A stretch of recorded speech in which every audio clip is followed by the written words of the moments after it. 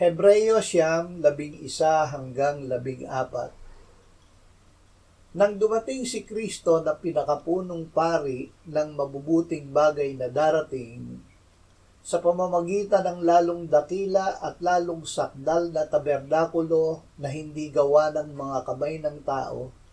sa makatwid ay hindi sa sangnilikhang ito, at hindi rin sa pamamagitan ng dugo ng mga kambing at mga toro,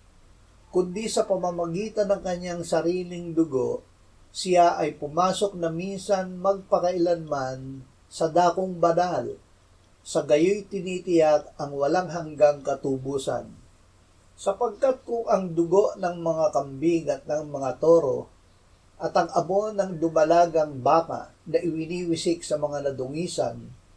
ay makapagpapabanal sa ikalilinis ng laman,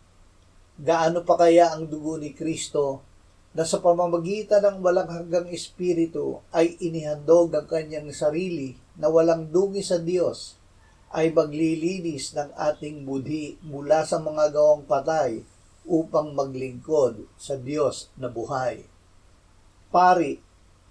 Ang Panginoong Hesus ang pinakapunong pari na pinahira ng langis ng Diyos upang ialay ang kanyang sarili na handog sa ikapagpapatawad ng kasalanan ng sanlibutan. Sa pamamagitan ng Espiritu Santo ay inihandog niya ang kanyang dugo at ang kanyang sarili na walang dungi sa Diyos upang linisin ang ating budhi upang tayo ay makapaglingkod sa Diyos na buhay. Ang lahat ay